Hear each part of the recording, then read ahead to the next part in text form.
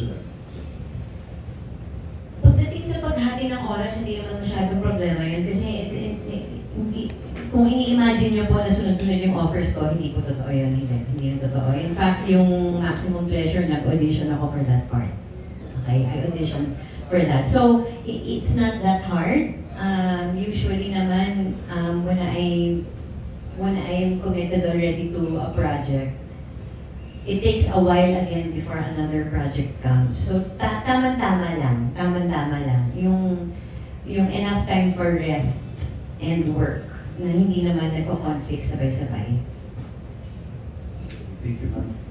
Yung last one lang, your journey from, here, doing work here and now Hollywood, could you be able to describe it in one sentence? Meron pa bang ganun in your mind? My work in Hollywood in one sentence. Like from here to there. I think from Neil, from your initial question was from theater all the way to Hollywood, right? Basically, yeah. How would you be able to Back when you're encapsulate that in one sentence? Insane. Para sa akin, one word, insane.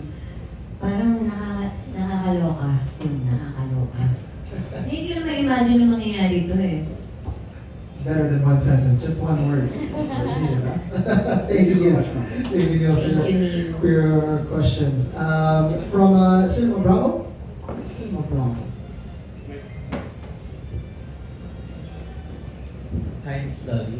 Hi. Given your extensive experience from indie to mainstream and now on Hollywood, how would you compare the production itself in Hollywood and here locally, and what lessons would either productions would you want them to learn? I think that the major difference is there merong wow, na mental block ako. Merong guild. Ano yung guild? Help? Ano tawag doon? Ano tawag doon sa guild na yun? Union. Yun, may union. Yun yung big difference. And the fact na may union affects everything. So, protected yung workers, protected yung hours, protected yung man-hours, protected lahat. Pati yung wages, fair, iba yung wages nila doon sa wages natin dito. So, yun yung pinakamalaking difference, yung union. Although meron din tayong group dito na tumutulong sa mga actors, a group called Actor, hindi siya union, pero nakakatulong din siya. So, hopefully, in the end, pwedeng umabot dun sa point na magkakaroon tayo ng sariling union dito sa Pilipinas para protektado lahat ng trabahador. Thank you. I'd like to call on Alan. He's got some interesting questions about the day-to-day of your life as an actor. Alan, you mind asking these questions? Yeah, I'm Alan. I'm just curious parang about the realities, mga everyday realities of being a Hollywood or international actor. Parang yung exciting parts, yung difficult parts, maybe even the boring, tedious parts. Parang, is that how you imagine it to be? No, it's not. It's not what I imagined it to be at all, and it's not as glamorous as you think. You know, it's not like I go around in a limousine pag nandun ako. Hindi. Wow, thank you. Nabasa mo ang mind ko. Tama-tama. Nakuha ako. Wait lang po. It's hard work. Gigising ka pa rin ng maaga. Gigising ka ng alas 5 ng madaling araw dahil susunduin ka ng alas 6. Tapos, uuwi kang mag-isa sa apartment mo. Hindi ka na pwedeng tumawag sa bahay kasi hating gabi na nun and tulog yung mga anak mo. So, it can be lonely sometimes, but whenever I feel lonely, inisip ko, ginusto ko to. Di ba? And I'm doing what I love. I mean, how many people can proudly say na they're doing something that they love? Ang dami-dami sa ating mga workers na hindi tayo masaya sa trabaho natin, pero ako, I'm doing what I love. So, whenever may pinagdadaanan akong anything na challenging or mahirap, inisip ko na lang na at least may trabaho ako. And at the end of the day, para sa akin, yun ang importante, na meron akong trabaho. Yun lang yun. Talaga, as in. Happy ako that I'm working. I'm happy that I get to meet brilliant, minds and creative people and work with them, and that I can do that in both sides of the world, not just in one. So I'm also happy na hindi ko kailangan pumili na magtatrabaho lang ba ako sa Amerika or sa West, or magtatrabaho lang ba ako sa Pilipinas kung saan ako lumaki.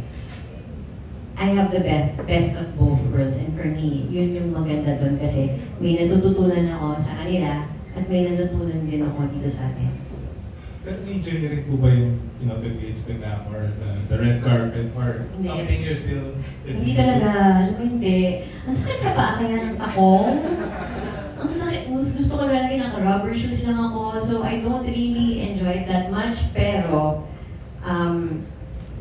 the thing is, when I'm there, I condition myself to enjoy it so that sayang naman yung oras ko, di ba, if I'm doing something that I'm not enjoying, tas miserable ako.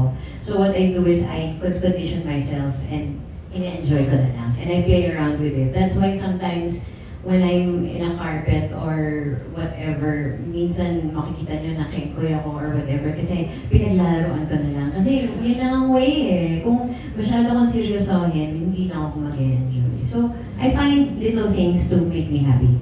And lastly na lang po, parang sa Maximum Treasure Guarantee, may mga viewers who praised you kasi parang you used your natural Filipino English accent, and parang it's refreshing daw to hear that na yung hindi siya exaggerated for punchline that you usually see.